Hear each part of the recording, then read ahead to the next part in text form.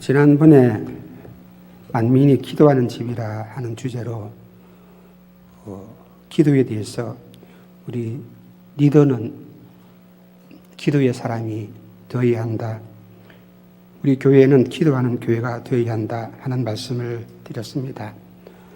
오늘 역시 또 한번 우리 기도에 대해서 한번 묵상하고 내 자신을 한번 점검해 보기를 원합니다. 왜냐하면 지도자는 기도의 사람이 되어야 합니다. 말씀의 사람이 되어야 합니다. 성령의 사람이 되어야 합니다. 믿음, 그건 기본입니다. 기도의 사람, 말씀의 사람, 성령의 사람. 내가 지도자가 되기 위해서는, 리더가 되기 위해서는 우리가 그들에게 줄 수 있는 것이 무엇입니까? 하나님 말씀밖에 없습니다. 세상의 지식도 그들에게 전해줄 수 있는 것도 아니고 내 삶의 경험을 그들에게 알려주는 것도 아니고 우리는 말씀밖에 없습니다. 그러므로 여러분들 우리는 말씀으로 무장하고 말씀이 내 안에 풍성해야 합니다. 또 더 나아가서 기도의 생활이, 기도의 삶이, 진실된 기도의 삶이 되어야 합니다. 저 사람이 기도하는가, 기도의 사람인가, 기도하는 사람이 아닌가. 그건 우리 각자가 저 사람의 모습을 보면, 기도하는 모습을 보면, 예배 드리는 모습을 보면 충분히 알 수가 있습니다. 우리는 리더이기 때문에 때로는 대표로 이 자리에 서서, 이런 자리에 서서 여러분들이 대표로 기도를 할 수 있는 그런 시간도 있고 또 그런 자리에 설 것입니다. 그럴 때 여러분들이 담대하게 기도할 수 있는 것. 찬양을 인도할 때에도 담대하게 찬양을 인도할 수 있는 것. 그저 소리만 크고 화음만 맞추고 하는 그런 찬양이 아니라 사람들을 이끌 수 있는, 리더할 수 있는, 기도를 하더라도 그저 기도문을 보고 줄줄 읽어 내려가는 그런 기도문이 아니라 우리 목사님 한번 기도하시는 것처럼 그 큰 음성에, 그 감동스러운 그 음성을 가지고 뜨겁게 기도할 수 있는 그런 음성, 그런 기도, 그런 기도의 능력. 그건 어떻게 나옵니까? 단번에 나올 수가 있는 것이 아닙니다. 기도의 훈련이, 매 시간마다 소리 지르고 기도하는 훈련이, 그것이 없이는 그렇게 크게 기도 못합니다. 우리는 지도자인데, 회장인데, 권사인데, 장로인데, 집사인데도 소리 내어서 합심해서 기도 인도할 때에는 우리는 모두가 벙어리입니다. 왜요? 기도가 훈련이 안 되었기 때문에. 기도를 하기는 하는데 몽땅 기도문 적어가지고 그저 읽어 내려가고, 물론 실수하지 않기 위해서 잘 적어야 합니다.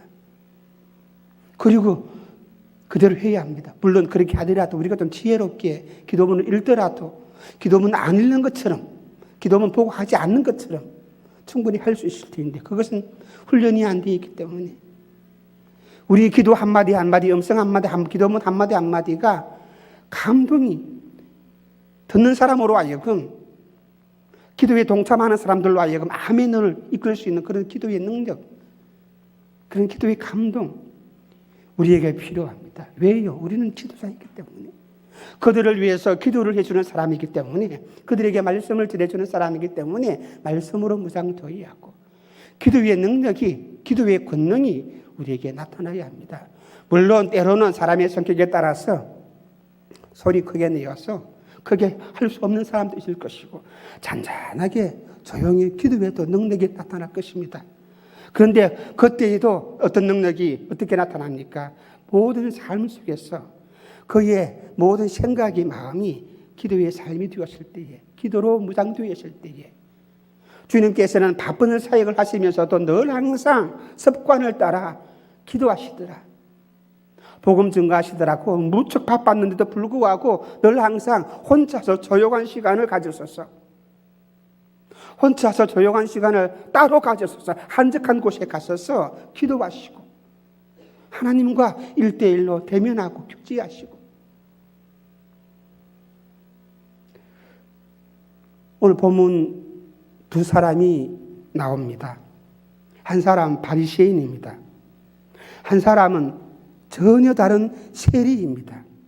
바리새인과 세리, 이 두 사람 사이에서는 공통점이 있습니다. 또 이 공통점 안에서는 또 엄청난 차이점이 또 있습니다. 그래서 오늘 본문을 통해서 바리새인과 세리가 기도를 했는데, 이 기도를 우리가 살펴보면서 나의 기도는 어떤 기도인가 한번 점검해보고 하나님께 우리가 기도할 수 있는 시간이 되시기를 주님의 이름으로 축원합니다. 바리새, 이 말은 구별되었다 하는 그런 뜻이 있습니다. 바리새인들은 세상에서 살아가면서 자기들은 세속에 물들지 않고 거룩하게 구별된 삶을 살려고 무척 노력하는 사람들입니다. 그래서 바리새인들은 하나님의 율법을 철저하게 지키려고 애를 쓴 사람들입니다. 오늘 본문에 있는 바리새인도 마찬가지입니다. 보세요. 이 바리새인은 토색을 하지 않았대요. 토색을 하지 않았대요. 다른 말로 한다면 남의 것을 빼앗지 않았다는 말입니다. 불의를 행치 않았습니다. 간음도 하지 않았습니다. 이 바리새인은 해서는 안 될 일 철저하게 안 했습니다. 뿐만 아니라 이 바리새인은 또 해야 할 일들은 철저하게 하였습니다. 이 당시에 많은 유대인들은 1년에 한 번 금식을 합니다. 대속죄일이라고. 그날 금식을 하는데 이 바리새인들은 매주 금식을 합니다. 다른 사람들과는 달리 매주, 그것도 일주일에 2번씩 철저하게 하나님 앞에 금식을 했습니다. 그것뿐입니까?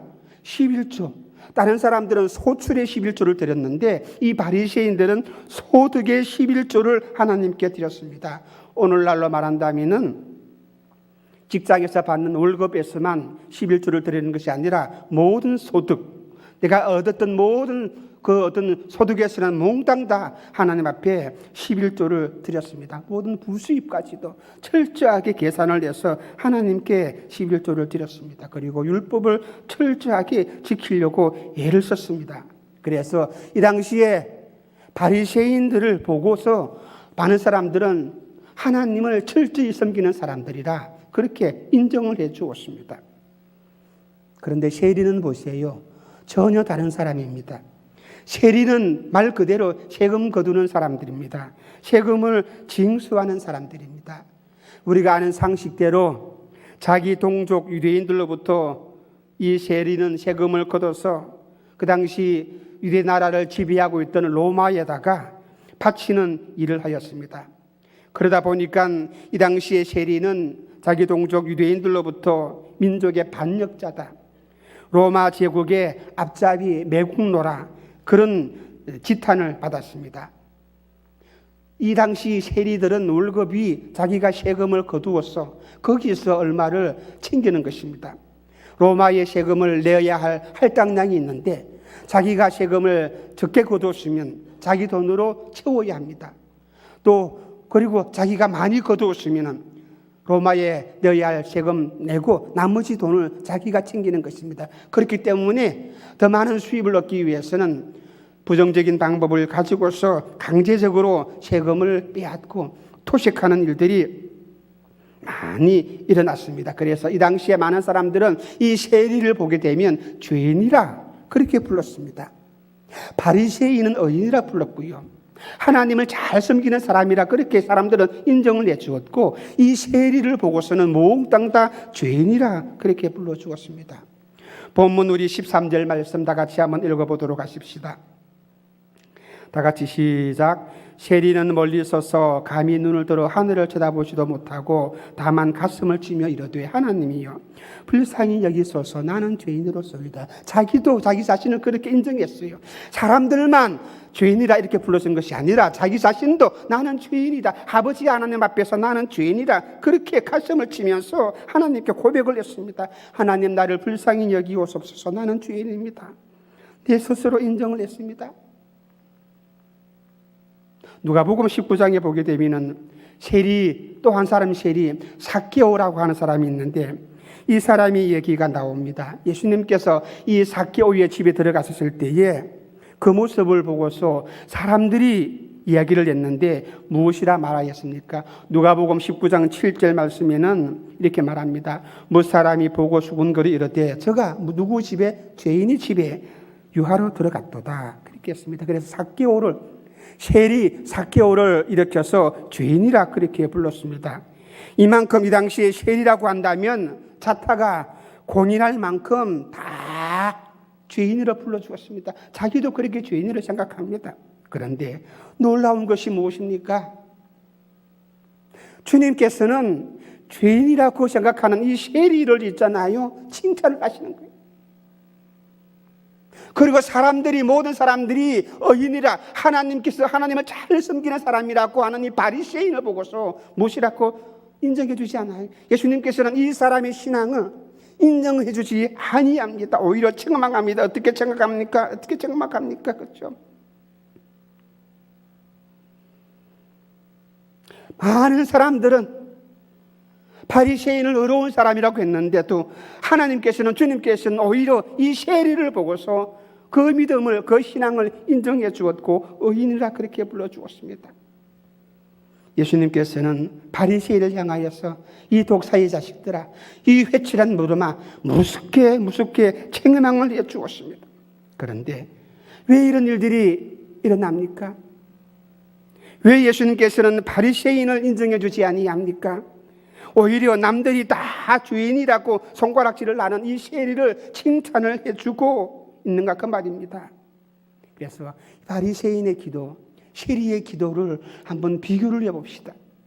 어떻게 이들이 기도를 했는가? 첫째로 바리새인, 세리 똑같이 비교의 대상이 있었습니다. 바리새인에게도 자기를 비교하는 대상이 있었고 세리에게도 비교의 대상이 있었습니다. 똑같이 비교의 대상이 있었는데 그런데 차이가 있습니다. 비교하는 대상이 누구냐? 차이가 있다는 사실입니다. 이 점에서 엄청난 차이가 있습니다. 바리새인은 자기를 비교했던 대상이 누구입니까? 11절 말씀을 함께 보시겠습니다. 다 같이 읽겠습니다. 시작. 바리새인은 서서 따로 기도하여 이르되 나는 다른 사람들 곧 토색, 불의, 간음을 하는 자들과 어떻게 하여 같이 아니하고 이 세리와도 같이 아니하고. 어떻게 기도합니까? 어떻게 말합니까? 이 바리새인은 무엇을 감사하고 있습니까? 나는 다른 사람과 같이 않다라고 합니다. 다른 사람들하고 자기하고 비교를 합니다. 그리고 세리와 같이 않다고 그것을 가지고 하나님께 감사합니다. 누구를 비교의 대상으로 삼았습니까? 사람을 비교의 대상으로 삼았습니다. 이것이 잘못된 기도라는 것입니다. 자기는 바리새인입니다. 토색을 행하는 사람들하고 어떻게 비교가 됩니까? 비교할 수가 없는 거예요. 마땅히 비교가 안 되지요. 그런데 비교합니다. 자기는 상대적으로 깨끗한 삶을 살았습니다. 율법적으로 살았습니다. 아버지의 말씀을 지키며 기도하며 살았습니다. 그런데 가늠하는 사람들과 어떻게 비교할 수가 있습니까? 비교가 안 되는 거예요. 그런데 비교를 합니다. 자기는 불의를 행하지 아니했습니다. 그런데 자기가 어려운 것처럼 불의를 행하지 아니했으니까 불의를 행하는 사람들과 비교해서 상대적으로 나는 깨끗하고 나는 어려운 사람이라고 자기 스스로 인정하고 자기 스스로 칭찬합니다. 나는 저 사람들처럼 간음도 하지 아니하였고 도둑질도 하지 아니하였고 나만 청결한 사람처럼 그렇게 생각을 합니다. 그 사람들하고 비교를 하니까 상대적으로 내가 깨끗하고 내가 옳은 사람이고 내가 의인밖에 될 수밖에 없는 거예요. 여기서 문제점이 있는 것입니다. 여기서 문제점이 있는 것입니다. 사람을 비교의 대상으로 삼게 되니까 결과가 어떻게 나타납니까? 9절 말씀을 보게 되니까 내가 어렵다 그럼 자기를 어렵다고 9절 처음부터 자기를 어렵다고 사람을 비교 대상으로 삼으니까 내가 의인이라 내가 어려운 사람이라고 자기가 그렇게 믿고 있는 것입니다. 아버지 하나님 앞에서 나는 얼마나 큰 죄인인가를 깨닫지를 못하는 거예요. 이러니까 하나님과의 관계가 바르게 될 수가 없는 것입니다.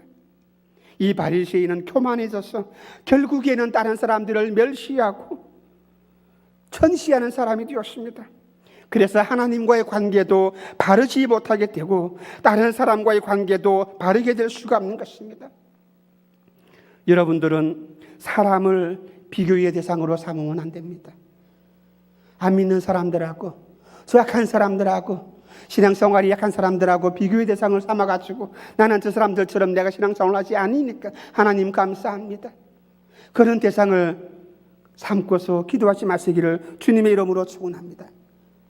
세리는 보세요. 어떻게 기도합니까? 세리도 역시 비교하는 대상이 있었습니다. 세리는 사람을 비교의 대상으로 삼지 않았습니다. 13절 말씀을 함께 읽어보십시다. 시작. 세리는 멀리 서서 감히 눈을 들어 하늘을 쳐다보지도 못하고 다만 가슴을 치며 이르되 하나님이여 불쌍히 여기소서. 어떻게 해요? 나는 죄인이로서. 이 세리가 하는 기도를 보시기를 바랍니다. 이 기도 가운데 다른 사람을 언급한 적이 있습니까? 저 사람 때문입니다. 저것 때문입니다. 어떻게 핑계를 대는 것이 있습니까? 아무개 탓이라고 핑계하는 것이 있습니까? 이런 내용 없는 것입니다. 세상을 탓하지도 아니했습니다. 사람을 탓하지도 아니했습니다. 환경을 탓하지도 아니했습니다. 다른 사람들 일체 언급을 하지 아니했습니다. 그저 내 자신이 아버지 하나님 앞에 서 있는 내 자신이, 아버지 앞에 서 있는 내 자신이 하나님 나는 죄인입니다. 다른 사람들 쳐다보지도 아니했어요. 비교하지도 아니했어요. 아버지 앞에 서 있는 나를 바라보니까 하나님 나는 죽을 죄인입니다. 그렇게 해서 가슴을 치면서 눈물로 하나님께 기도합니다. 거룩하신 아버지 앞에서 내가 내 자신을 세울 때에 나를 바라볼 때 내 자신은 차마 내가 눈 떠서 나를 쳐다볼 수도 없는 흉악한 죄인이기 때문에 그래서 눈물로 기도합니다. 가슴을 치면서 주님께 기도합니다. 주님 나는 죄인입니다. 아버지 하나님 나는 죄인입니다. 나는 죄인입니다. 사람을 비교의 대상으로 삼지 않으시기를 주님의 이름으로 축원합니다.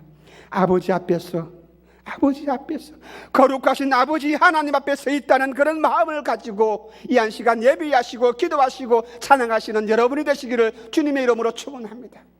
이 시간 여러분들이 누구 앞에서 예배합니까? 누구 앞에서 기도합니까? 누구 앞에서 예배합니까? 누구 앞에서 기도합니까? 누구 앞에서 예수의 이름으로 찬송하고 있습니까? 여기서 우리가 아버지 하나님 앞이라고 진심으로 믿는다면 우리는 두렵고 떨리는 마음으로, 낮 시간에도 우리 목사님께 예단을 받았는데 우리 부교육자들이 예배를 인도할 때에 아버지 하나님께 드리는 예배인가를 아니면 사람의 눈치를 보면서 예배를 인도하는 것인가,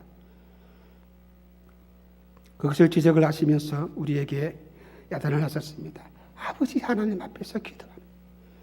아버지 앞에 내가 서 있는 나의 모습을 바르게 깨달을 때에 우리는 눈물밖에 없는 거예요. 미국의 부흥사였던 무디 선생님이 어느 도시에 가서 집회를 인도하게 되었는데 그때 신문 기자가 무디의 설교를 듣고 비판을 했습니다. 아주 나쁜 감정을 가지고 비판을 했습니다. 지난번에 말씀했던 것처럼 무디는 정확한 그런 신학 교육을 한 사람이 아니기 때문에 또 학문도 그렇게 깊지 못했기 때문에 말하는 것도 웅변도 문장력도 그렇게 올바르지를 못했습니다.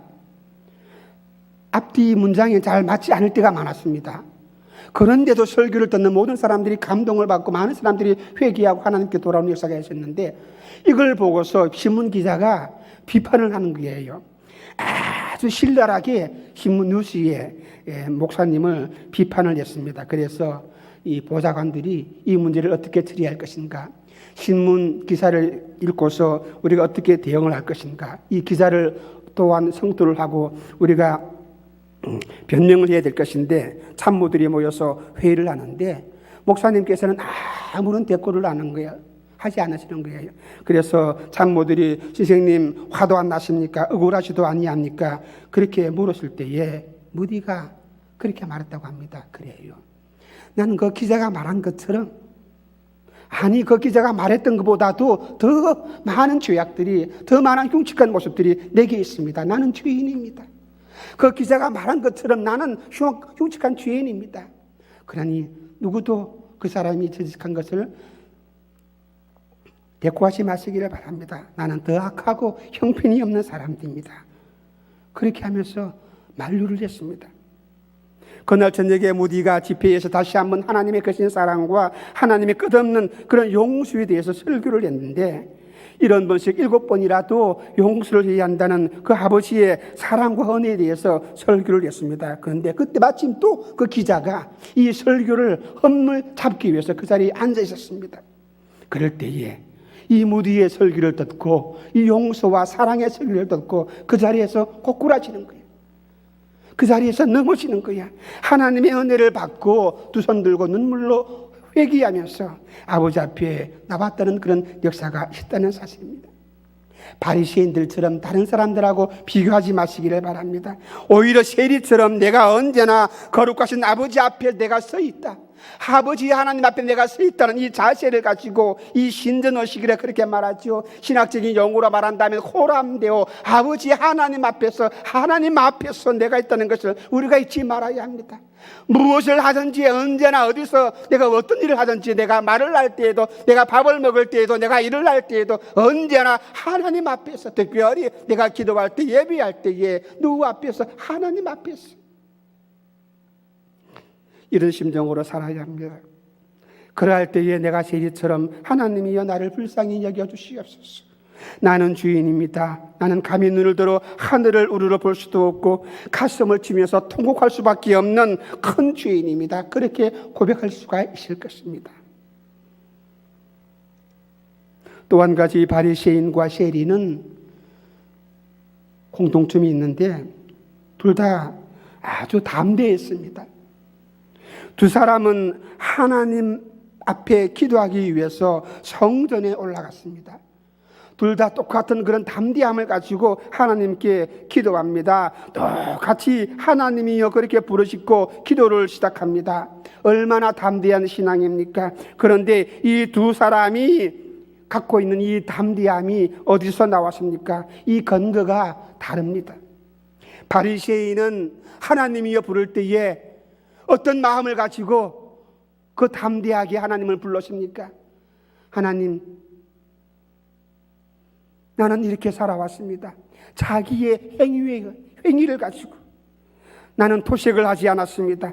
나는 불의를 행치 않았습니다. 나는 간음도 행하지 아니했습니다. 그리고 해야 할 모든 일들을 내가 철저하게 지키며 살았습니다. 금식을 열심히 했습니다. 11조 생활도 철저히 했습니다. 이렇게 내 자신은 율법을 다 지켰고 아버지 하나님 앞에서 떳떳하게 살아왔습니다. 그래서 그는 용감하게 담대하게 아버지 하나님이,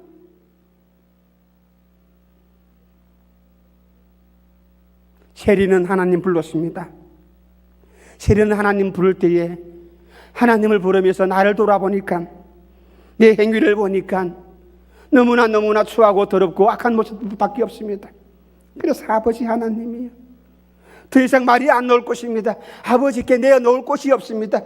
바리새인은 하나님이여 부르고 담대하게 두 손을 높이 들고 서서 기도하면서 나는 간음도 하지 아니했고 나는 율법을 철저히 지켰다, 자기의 행위를 줄줄이 늘어놓는데, 이 세리는 아버지 하나님이여 불러놓고 세리처럼 할 말이 없는 거예요. 나는 죄인입니다. 이것밖에 없는 거예요. 세리는 감히 눈을 들어서 하늘을 우러러 보지도 못할 그런 죄인의 모습으로 자기의 가슴을 치면서 자기가 나는 죄인이다, 나는 큰 죄인이다, 이것을 알고 주님께 기도합니다. 아버지 하나님, 아버지 하나님, 아버지 하나님. 그럼에도 불구하고 세리는 담대하게 나와서 기도를 드립니다. 아버지 하나님이여, 아버지 하나님이여. 자기가 죄인이시만은, 흉악한 죄인이시만은, 그렇지만은 아버지께 나와서 하나님이여라고 부를 수 있는 이 담대함은 어디서 나왔습니까? 세리의 행위가 아니라 하나님의 은혜를 기다리고 아버지 하나님의 은혜 때문에 내가 아버지 앞에 나와서 두 손을 높이 들고 하나님이여 부른다면, 아버지 앞에 내가 고백한다면, 회개한다면 아버지의 그 은혜와 사랑으로 나를 감싸주시고 나를 안아주실 것이라는 그 믿음과 담대함 때문에 아버지 앞에 나와서 눈물로 주님께 기도하는 거예요. 하나님의 은혜입니다. 세례는 하나님의 은혜를 간구하였습니다. 아버지 하나님의 은혜를 가지고 주님께 두 손을 들고 기도했습니다. 그러나 바리새인은 무엇을 가지고 기도합니까? 나는 기도했습니다. 나는 헌신하고 봉사했습니다. 나는 매 시간마다 매일마다 철야하고 기도했습니다. 나는 철저히 11조를 드렸습니다. 자기의 행위를 드러내놓고 아버지 하나님은 불렀습니다. 그런데 이 세리는 무엇이라 부릅니까? 아버지 하나님 불러놓고 할 말이 없어요. 내어 놓을 곳이 없어요. 기다릴 것은 무엇입니까? 아버지 하나님 은혜밖에 없어요. 이 은혜를 가지고, 이 은혜를 기대하고, 이 은혜 때문에 주님께 무릎 꿇고 기도하는 것입니다. 아버지 하나님, 나는 죄인입니다.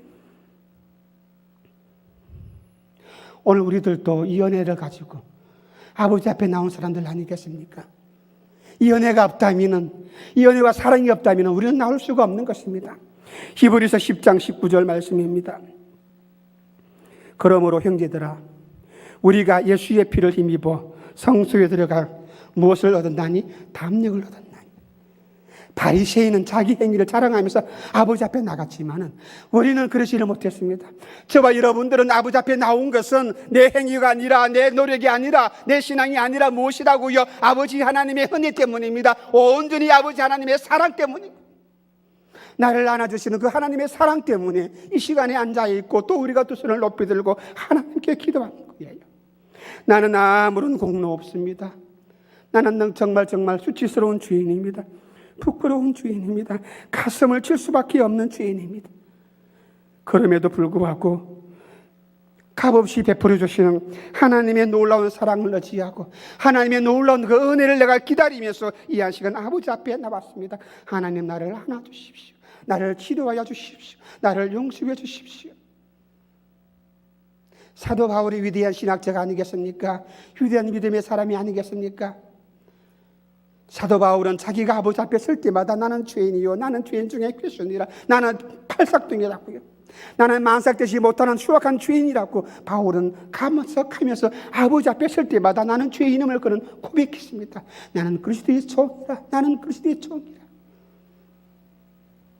바리새인처럼 자기의 행위, 자기의 의를 자랑하고 이것을 의지할 때에 아버지 하나님께서는 기뻐하지 아니하십니다.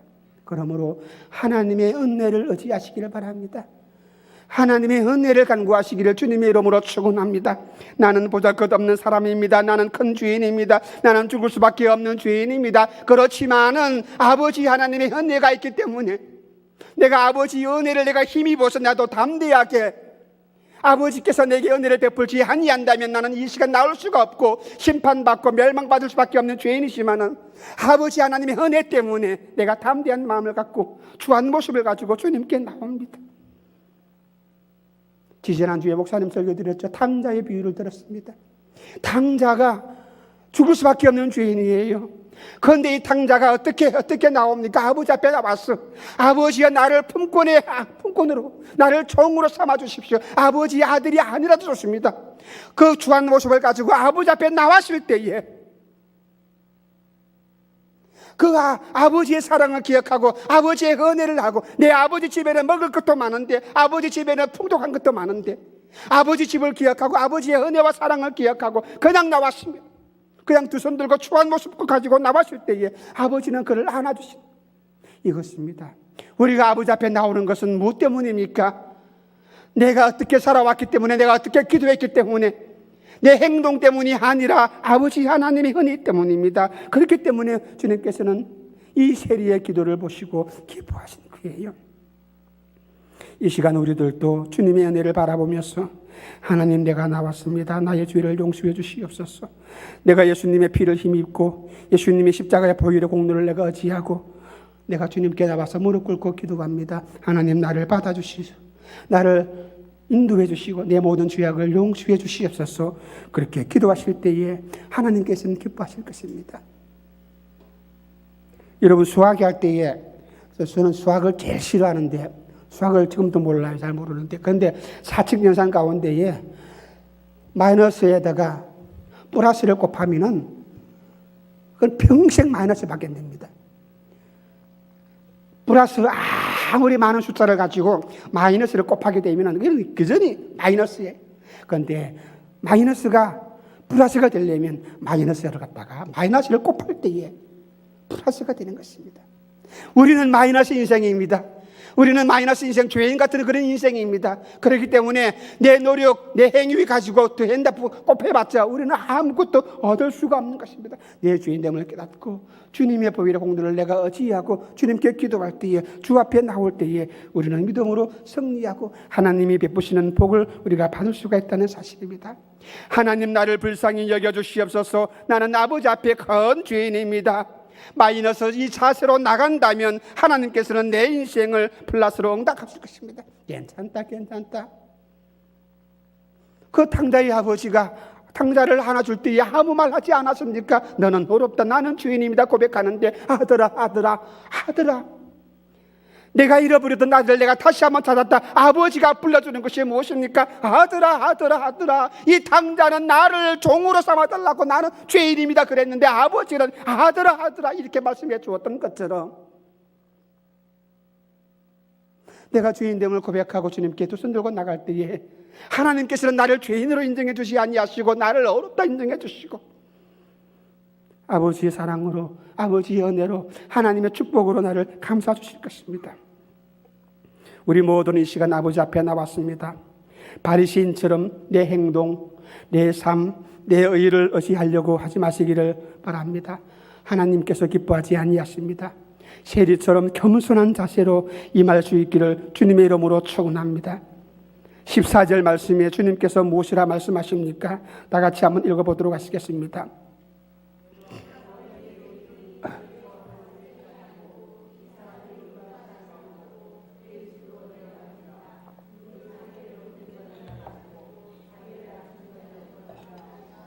바리새인처럼 자기를 높이면 하나님이 형편없이 낮춰버릴 것입니다. 우리가 세리처럼 내 자신을 겸손히 낮출 때에 하나님께서는 은혜를 베풀어서 나를 높여주실 것입니다. 마지막으로 바리새인, 세리 둘 다 있잖아 기도하면서 최선을 다했어요. 우리는 이 두 사람의 모습 속에서 나름대로 최선을 다한 것을 볼 수가 있습니다.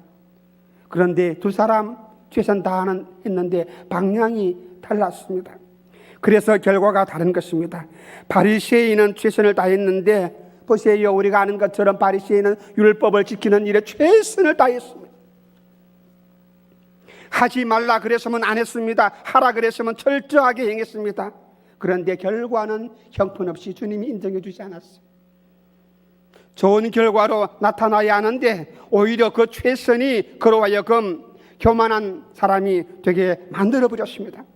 11절에서 바리새인의 교만한 모습을 우리가 잘 알 수가 있습니다. 바리새인이 어떻게 기도했다고 했습니까? 11절 보게 되면은 바리새인은 서서 따로 기도하여 이르되 하나님이여 나는 다른 사람들의 곧 토색, 불의, 간음을 하는 자들과 같이 아니하고 이 세리와도 같이 아니함을 어떻게 해요? 감사합니다. 얼마나 교만한 기도입니까? 따로 기도했어. 자기가 무슨 특별한 사람인 것처럼 남과 죄인들과 어울릴 수 없다는 그런 마음을 가지고 따로 서서 기도합니다. 자기를 별개시하고 남과 다른 존재라고 특권 의식을 가지고 기도합니다. 이것이 바리새인적인 기도입니다. 우리 다 죄인입니다. 나도 죄인이고 여러분도 죄인이고 우리 모든 사람은 아버지 앞에서 죄인입니다. 바리새인이 자기의 행위를 자랑하지만은 그야말로 도토리 기적입니다. 하나님은 언제나 나의 속중심을 보시고 내 마음을 보시고 은밀한 가운데 모든 것을 판단하시는 하나님이십니다. 나의 형편없는 모습들도 하나님께서는 다 보고 계시는, 나는 형편없는 죄인이고 죽을 수밖에 없는 죄인입니다. 다른 사람들과 똑같습니다. 우리는 이런 마음을 가지고 아버지 앞에 나와야 합니다. 바리새인은 나는 저 사람들하고는 달라요. 그래서 따로 서서 기도합니다. 그런데 우리는 똑같은 죄인입니다. 나는 죽을 수밖에 없는 죄인입니다. 함께 우리가 무릎 꿇고 회개하면서 기도할 수밖에 없는 그런 연약한 사람입니다. 쉐리는 바리새인들과 달랐어요. 13절 말씀을 보게 될 때에 쉐리가 어떻게 기도합니까? 전혀 다르게 기도합니다. 다 같이 한번 읽어보도록 하십시다. 시작. 쉐리는 멀리 서서 감히 눈을 들어 하늘을 쳐다보지도 못하고 다만 가슴을 치며 이르되 하나님이여 하나님이여 불쌍히 여겨 나는 죄인입니다. 하나님, 나는 저 사람보다 더 죄인입니다. 이런 뜻이었어. 이 쉐리는 남의 눈에 띄지 아니하는 먼 곳에서 고개도 들지 못하고 기도하고 있습니다. 가슴을 치면서 기도하고 있습니다. 어깨가 움츠려들고 위축되고 초라한 모습이 기도합니다. 눈물로 기도할 때에, 울면서 기도할 때에, 통곡하면서 기도할 때에, 부산에 살면서 청각 때에 낮에는 일하고 밤에는 학교 다니고 하실 그때에 낮에 일을 하고 있는데 옆에 교회가 있었습니다. 부산에서 지금도 유명한 교회인데 찬송 소리가 부흥회를 하고 있었는데 찬송 소리가 얼마나 은혜롭게 들리는지 내가 저 부흥회를 참석하고 싶었습니다. 그래서 저녁에 학교 가는 것 안 가고 일 마치고 교회 들어가서 예배를 드립니다. 얼마나 많이 마음이 간절했습니까? 은혜를 사모했겠습니까? 예배를 드리고 부흥회를 참석하고 설교를 듣고 은혜를 받고 하나님께 눈물로 기도합니다. 그때는 부흥회 마치고 나면 그다 통성기도하고 자유롭게 막 가잖아요. 통성기도 시간을 주는데 혼자서 눈물로 기도합니다. 아버지, 나는 죄인입니다. 내게 은혜를 달라고 통성으로 통곡하면서 눈물로 기도합니다. 앞자리에 앉지도 못하고 늦게 갔다고 뒤에 앉아서 눈물로 기도하는 데에 사람이 와서 툭 때립니다. 총각총각 조용히 기도하세요. 조용히 기도하세요. 기도를 방해합니다. 눈물로 기도하는 것을 하지 못하게 합니다. 통곡하면서 기도하는 것을 하지 못하게 합니다. 내가 잊지도 못합니다. 그 교회, 우리나라에서 제일 보수적인 교회. 근데 난 또 그 보수적인 신학교 들어가서 공부를 합니다. 내 신앙생활 모든 경험들은 이런 상반된 것들이 많이 있습니다. 방해합니다. 하지 못하게 합니다. 왜요? 왜요? 창피하다는 것입니다. 창피하다는 것입니다. 눈물로 통곡하며 기도하는 것 창피하다는 것입니다. 하나님, 나는 저 사람보다 더 죄인입니다. 쉐리의 기도입니다. 그래서 구석에 앉아가지고 아무도 알아주지 아니한다 할지라도 아버지 앞에 자기의 모습을 드러내놓고 눈물로 기도했습니다. 그런데 바리새인은 너 같은 죄인이 어떻게 감히 성전에 올라와서 기도하는가? 나는 너 옆에 가기도 싫다. 너랑 같이 있어서 기도하기도 싫다. 안 되지, 나는 그런 사람이 아니지 하고 해서 따로 서서 기도합니다. 얼마나 역겨운 사람. 우리 가운데 함께 모여서 기도할 때에 저 사람이 교회 와서 기도하네 하고 반갑게 맞아주는 그런 내 자신인가? 아니면 저 사람이 교회 왔네, 내가 자리를 뜨는 사람인가? 한번 생각해 보시기를 바랍니다. 쉐리가 아무리 큰 죄인이라 할지라도 하나님의 은혜를 바라보면서 아버지 하나님께 나와서 회개하고 신앙 안에서 새로운 출발을 다짐하는 것, 이것이 올바른 기도입니까? 아니면 바리새인들처럼 자기 일을 자랑하고 자기의 행동을 자랑하고 큰 소리로 기도하는 이것이 진정한 기도입니까? 어느 것이 윗선입니까? 쉐리에게 있어서는 바로 이 시간, 이 기도하는 이것이 최고의 기도고 최선의 삶일 거예요.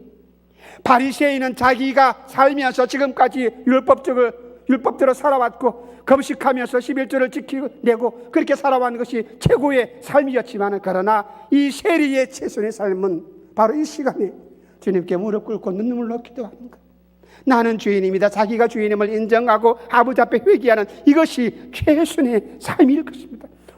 다 최선적인 삶을 살았어요. 바리새인들도 자기도 종교적으로 율법적으로 최선적으로 살아왔고 쉐리도 아버지 앞에 최선의 삶을 살았습니다. 그런데 결과는 달랐습니다. 결과는 달랐습니다. 우리가 하나님의 자녀라고 하면서 알게 모르게 범죄할 때가 많이 있습니다. 오늘도 죄 지었고 또 나도 모르게 내일도 죄를 지을 수도 있고, 모레도 어쩔 수 없이 죄를 지을 때도 있습니다. 부끄러운 죄를 지을 때도 있습니다. 다윗은 죄를 짓고 자기 죄를 숨기려고 더 큰 죄를 짓지 않았습니까? 그런데도 죄는 숨기지를 못합니다. 만천하에 드러나기도 했습니다. 드러나게 되니까 다윗이 얼마나 눈물로 회개하며 기도합니까? 왕의 신분으로서 충분히 자기의 권력을 가지고 무마할 수 있을 틈에도 불구하고 이 다윗은 자기가 지은 죄가 드러나니까 그 자리에서 주님께 통곡하며 눈물로 회개하며 기도합니다. 하나님의 은혜를 구하면서, 우리 모두가 죄인이기 때문에 하나님의 은혜를 구하면서 이 십자가 그늘 밑에 나와서 우리의 모든 짐을 내려놓을 때에 이것이 최선의 삶이고 아버지 하나님께서 기뻐하는 것입니다. 로마서 5장 20절 말씀입니다. 율법이 들어온 것은 범죄를 더하게 하려 함이라. 그러나 죄가 더한 곳은 뭐가 있다고요? 은혜가 넘쳤다 그랬습니다. 죄가 더한 곳에 은혜가 더욱더 넘쳐났다고 말씀하였습니다. 나의 죄보다는 아버지 하나님의 은혜가 더 큰 것입니다. 지금도 예수님의 구속의 은총은 강물처럼 우리 앞에 흐르고 있습니다. 내 마음에 흘러 넘치고 있습니다. 하나님의 은혜는 태평양 바다보다 더 넓고 크다고 말씀하였습니다. 예수님이 왜 십자가에서 십자가에서 죽음을 맞이했습니까? 우리의 죄를 용서해 주시고, 우리의 부끄러운 죄를 용서해 주시고, 우리의 모든 죄를 사하시기 위해서 주님께서는 십자가를 감당하셨습니다. 그래서 오늘도 우리는 이 주님의 십자가의 보혈의 공로를 어찌하고 주님 앞에 나온 것입니다.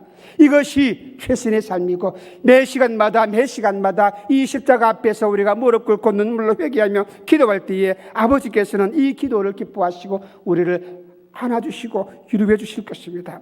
이것이야말로 하나님께서 우리에게, 저와 여러분에게 요구하시는 최선의 삶. 무디 선생님 얘기 하나 더 할게요. 무디가 영국 스코틀랜드에 가서 집회를 하게 되었을 때에 한 소녀가 말씀을 듣고 설교를 듣고 은혜를 받았습니다. 깊은 영적인 고민을 가졌습니다.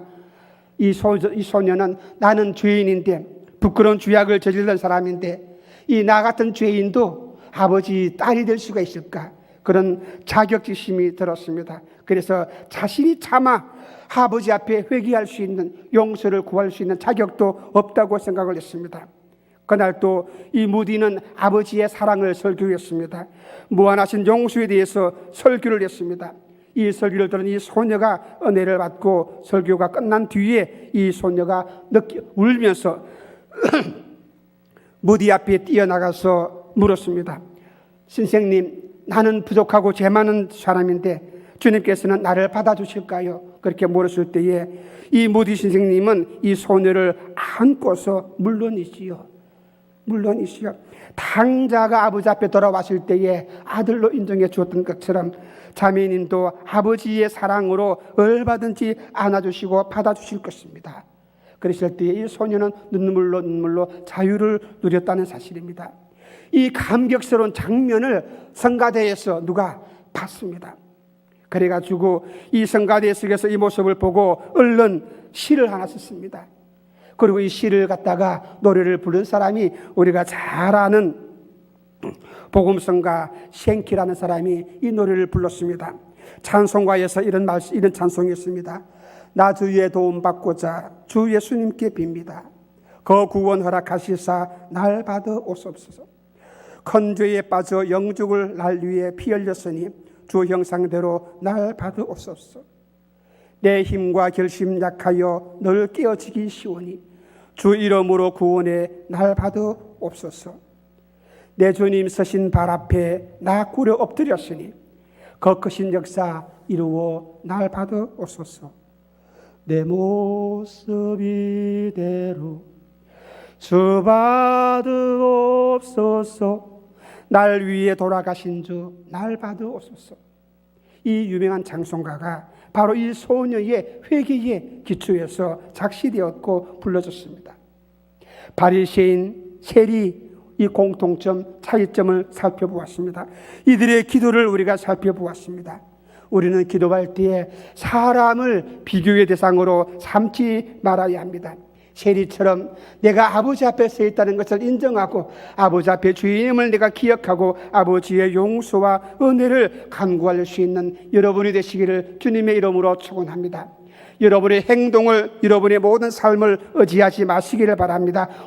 오직 하나님의 은혜만 바라보시고 아버지의 은혜와 사랑만은 바라보시고, 비록 나는 죄인이지만은, 세리 같은 죄인이지만은 아버지의 사랑, 아버지의 은혜가 있기 때문에, 십자가의 보혈이 있기 때문에 그것을 의지하고 내가 담대하게 아버지 앞에 나와서 손을 높이 들고 하나님 부르시고 아버지여 나를 부르시고 아버지여 부르시고 주님의 이름으로 기도할 수 있는 여러분이 되시기를 주님의 이름으로 축원합니다. 비록 죄를 지었다 할지라도 나 그 죄 때문에 내가 낙심이 되고 이 죄악의 짐이 나를 짓누른다 할지라도 거기에 굴복하지 마시고 다시 하나님의 사랑을 기억하고 아버지의 은혜를 기억하고 아버지 앞에 믿음으로 무릎 꿇고 십자가 앞에 무릎 꿇고 기도할 수 있는 여러분이 되시기를 다시 한번 주님의 이름으로 축원합니다.